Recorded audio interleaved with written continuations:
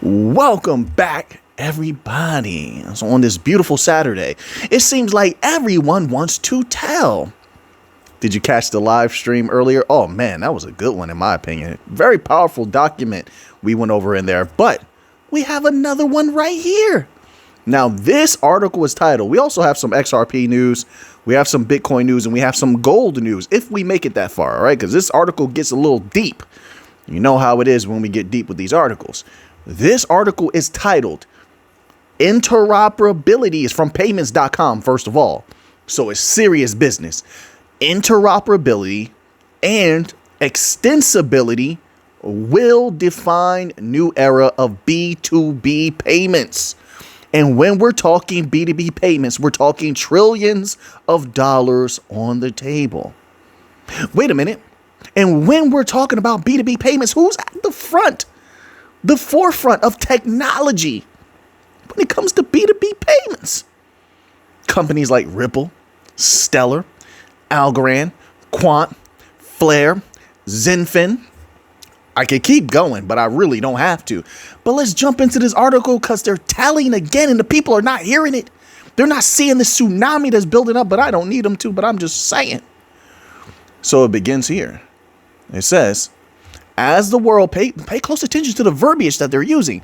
As the world gets increasingly globalized. Wait, let's stop right there. We talked a little bit about this in the live stream. They just keep mentioning globalization. But wait a minute. You can't globalize a fractionalized world. That's not going to happen. You got, allegedly, this is what the news reports say. I don't know if it's true or not what I've read. I'm not over there. Allegedly, you have Chinese ships heading towards around Taiwan. I don't know how long that's been happening. That's tension there. That's fragmentation there. The United States backs Taiwan. But wait a minute. You got Russian ships. This is allegedly, this is what they say. I don't know what's true. I'm not there. This is going on in the news, folks, just like you. Allegedly, you have Russian ships down in Cuba, and then you have the U.S. sending their ships saying, hey, if you don't start anything, there won't be anything. That's fragmentation. So what? How do they achieve a globalized system? I'm just making it a little entertaining. But what I'm saying is so potent. So with all that fragmentation, with all that battling, with all that pulling apart of the legacy system, how do they achieve this globalized system? Who has global reach? It isn't Swift. Shoo along, Swift. Shoo along. The big dogs are talking here. The grown-ups are talking. Swift doesn't have global reach anymore. It's a weapon.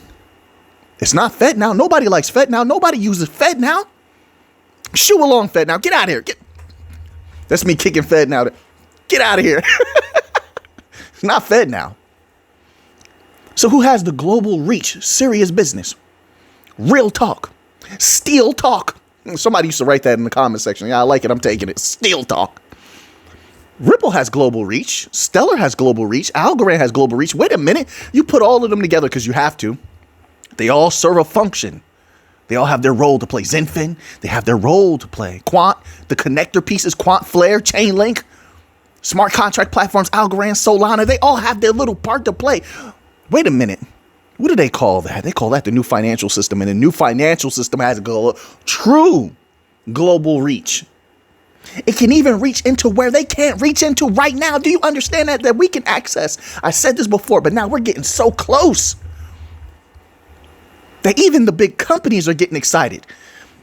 Man, if you didn't watch that live stream, go watch that live stream. Listen to that document that I'm reading from, and then go look that document up, download it, save it. Because I'm telling you, the big companies are getting excited. Why are they in a rush? Don't tell me they're not in a rush. Like I said, the article speaks for itself. The document speaks for itself. They're in a rush. But who can connect it together? Who brings them what they want?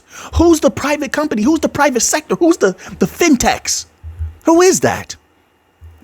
Because whoever that is,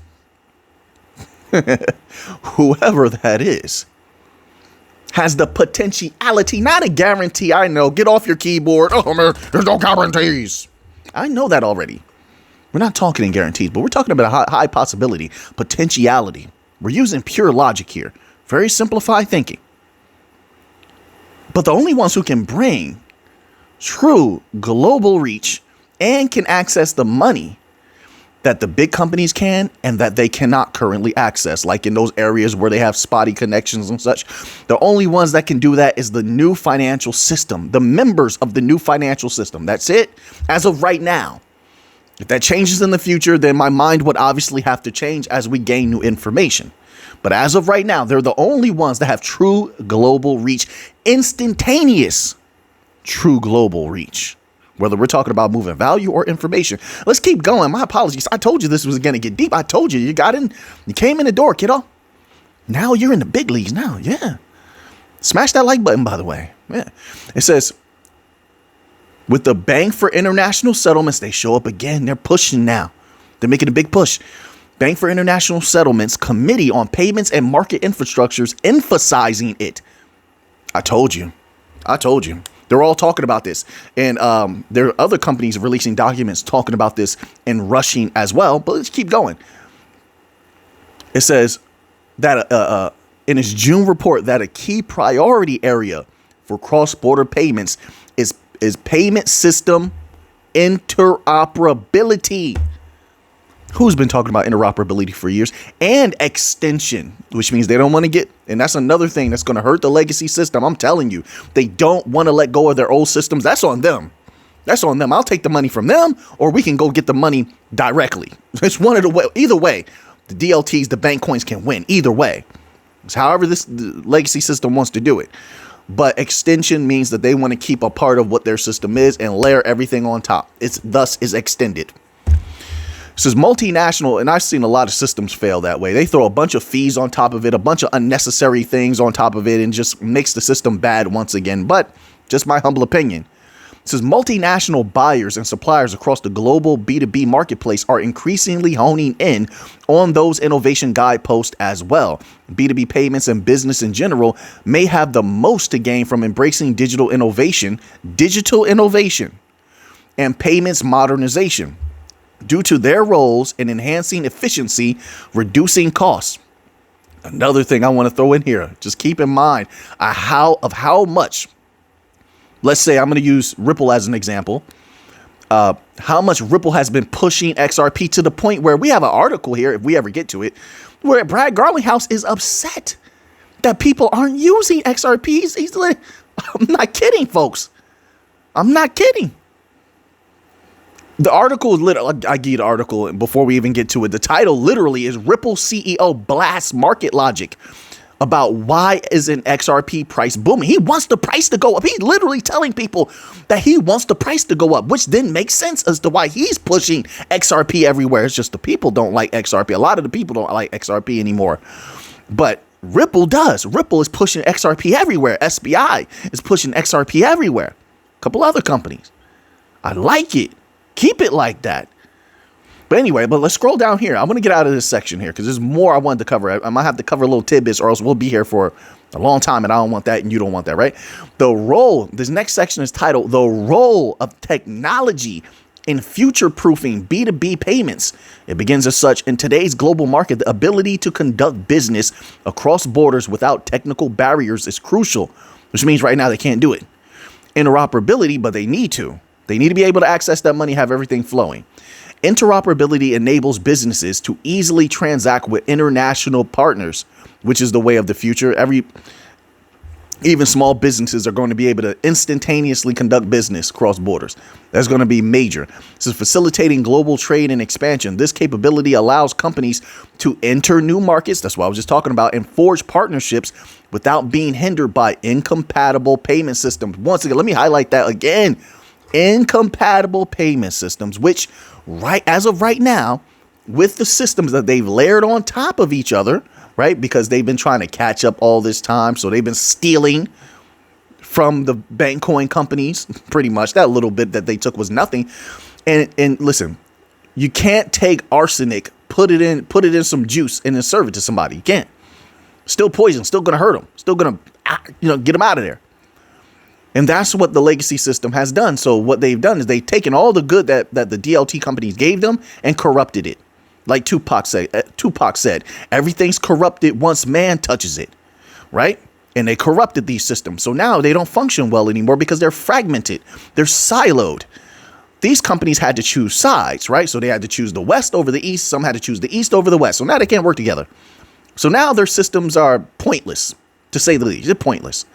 They don't have global reach. Global reach is how money is made. Big money is made. So the only way that they can achieve that right now, and I think Ripple knows it. I think Quant knows it. That's why they've been working at a breakneck pace on all these big projects. Now you got all these announcements coming out. They know it's coming. They know they're in position. That's another reason why I think a lot of their Bankcoin CEOs and COOs are so excited. Look how happy they look. They're happy because they know what's coming. It's not necessarily what's going on now. They know the potential of things. It says here, quote, not every buyer, get this right here, this is important. Not every buyer is going to pay all of their supplies the same way. Unlike traditional consumer payments. That's another good point. Who else can take any currency? You funnel it through, it rides on the rails. Let's say XRP, XLM, Algorand, whichever. And out on the other side comes the desired currency. All of this happening near instantaneous. There is no other technology that can do that right now. Well, no, wait. You have blockchain, another DLT hash graph, HBAR. Let's not forget Hedera in there. One of my big coins that I'm bullish on. It says, unlike traditional consumer payments, where there's a standardized way in which consumers pay and merchants get paid. Within the B2B arena, no two buyer-supplier profiles are the same, unquote. Boost Payment Solutions founder and CEO Dean M. Levitt told Payments in March. It says, by enabling different payment systems to work together, which means they can't be siloed. They can't. Then the question, you have to ask yourself the question, what can bring them together? Who's the neutral party? It's not the legacy system. It can't be. They've already chosen a side. It says payment systems to work together. Businesses can eliminate the need for intermediaries. Sort of, and not so much. You see, what's going to happen is, in my humble opinion, not financial advice, they're talking about legacy system intermediaries, the ones that slow everything down. Their systems are outdated. They lose a lot of transactions. They get dropped. Even Swift, that happens with Swift. Brad Garlinghouse was just talking about how a lot of transactions are dropped in Swift or lost in Swift. I didn't say it. He said it. Take it up with him. But it's true. They're talking about those intermediaries, the intermediaries that heap a lot of unnecessary fees on top of everything, making it super expensive. They're talking about them. But I will say, it seems to me that there will be a new non-traditional intermediary that will be the new financial system. But I guess you could not say I guess you could consider it not an intermediary and just a new layer, a new substantial layer to the system. I suppose you could say it that way, think of it that way, which often come with high transaction fee. I was just talking about that. Additionally, interoperability can minimize currency conversion costs and reduce administrative overhead associated with managing multiple payment systems. That's another thing that people have forgotten. The saving of capital. They can save tons of capital, and with saved capital, you can reallocate that capital. They want that badly. They've been wasting money, not only getting money locked up in certain systems, but paying an exorbitant amount of fees. Now they can have that money to play with. I said this a long time ago, but now see, it's getting closer and closer to realization. So they're coming out, they're letting the people know, the people that need to know. This is from payments.com. So serious people are looking at this website. This is where they get their updates from. Okay. So they're letting them know, hey, listen, the system is coming. We're making good progress. And I'm trying not to give a lot away from that document in the live stream. But like I said, go in the members only section, watch that live stream. It goes right along with this. It all flows together. They're ready to deploy, but there's something that was said that we read from that document in the live stream is going to blow your mind. They want, and I'm going to say this in an obtuse way, they want to start big, it seems. Going by their own verbiage, their own words, they want to start big. And they know it's to the umbrage of the people. They know the people would want something else, but they want to start big. That's all I'll say about that. You go to the members only section, go to the live stream. You want to watch that, you can get that document, read it for yourself, interpret it for yourself. All right. So now we're going to go to this section here. Then we get to this section here, and it's titled Staying Ahead of the Trends with the System Extension. This is key as well. While B2B payment interoperability focuses on enabling different systems to work together, B2B payment system extension is about expanding the capabilities of payment systems to meet evolving business needs. I told you, so they need the DLTs. They need the Bankcoin blockchains. That's the extension right there. But they want to keep a piece of their system as well. Why? I don't know. Familiarity, maybe. Power, control, maybe. Have an offering that they actually have extensive knowledge of how to use, I would suppose. And not have everything be so alien for their workers. It says, it continues. System extension ensures that payment platforms remain flexible, scalable, and adaptable to future changes. Which means what? This is something else I was talking about. There will always need to be updates, future changes. They're always going to be updating, which then I'm going to mention Songbird again because it is it's the Canary network. You got the Coston networks is the test network for Flare. Then Songbird is the Canary network. It's a live blockchain. Real money, real projects on Songbird. But because of the need to always update, there's always something new they're going to need to add.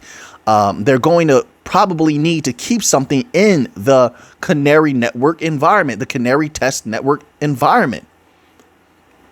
It's a real blockchain. It's not like Costa Network. There's real money there, real apps being run there, real people there.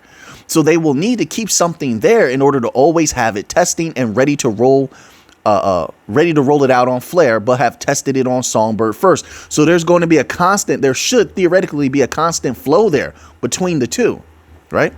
So now, it says every business has unique requirements, and a one-size-fits-all approach rarely works. System extension allows businesses to customize their payment system to better fit their specific processes and workflows, which is why Ripple has that private part of their offerings so that it can be customized to the companies. But in their customizations, there's still interoperability within RippleNet network, right? So they all have their own unique aspects to them, but they have this interlinking structure at the base. The base links everything.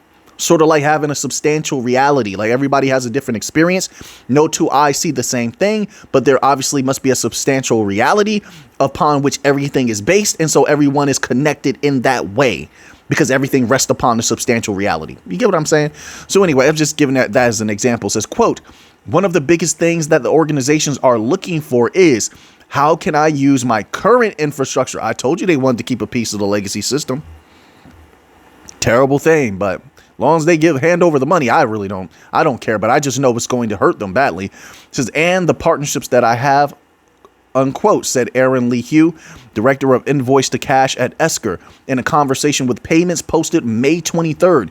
System improvements designed around extension. See how they like to phrase things in ways that make it very difficult for people to understand. But if the system improvements designed around extension, then the designs must be around the new technology. What's the new technology? Right. It says, don't commonly require massive investments. They're just giving it away. They're telling you. We've been hearing about how building with some of these bank coins, you almost could do it for free. They've released so many things that anyone could build with.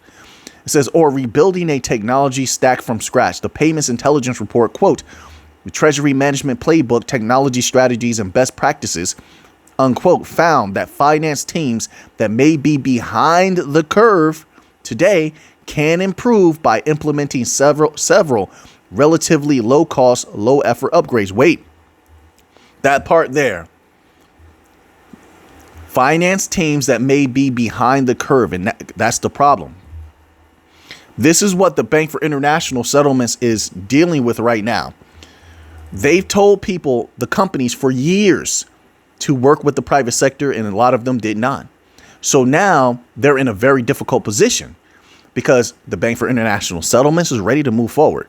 IMF, ECB, even the Fed is ready to move forward. It's just that they have to play a certain game right now. You know how things go in the United States. They always try to overcomplicate everything, but they're ready to move forward, whether it's a CBDC or it's just a private digital currency, or however you want to say that, like something that is released that's based on recommendations from the Faster Payments Council or the Faster Payments Task Force. Because we literally read a document where one of the Fed members was saying how we may not need a CBDC because we have stable coins. See how Ripple really is releasing their stable coin in an environment where the government in the United States is trying to pass legislation. I think it already passed the House. We have to wait to see if it passes the Senate. That legislation, that documentation is to prevent the releasing of a CBDC. If they don't release a CBDC, then why would XRP or XLM or Algorand, anybody that's going to be involved in running the digital infrastructure, if it comes to that, why would they not be able to run wild? And the case is almost over. I think that opens up the United States for sheer domination. But it looks to me that everything is pointing towards the fintechs, the DLT companies are in the driver's seat. I think Ripple knows that. I think Quant knows that. Algorand definitely knows that. They've been working really hard as well. Quant, did I say Quant already? Flare definitely knows that. Solana, Chainlink is in there. Stellar. These companies know what's going on. And that's why you've been seeing a lot of rapid movement, in my humble opinion, towards more overlapping of those systems, right? You have Circle now with their USDC. Now they're deploying something on Solana, some sort of programmable wallet. They all sit on the same panels. They all go to the same events. They sort of support each other, right? It's not very loud, but it's there. They support each other. You have Ripple now supporting Ethereum. We're getting to the phase where crypto is about to grow up. We're getting to the maturity phase here, where the big money is right there. There's no need anymore to have any type of false illusion of competition. They all know they're on one team. I know they're on one team. The new financial system. There's trillions of dollars at the door.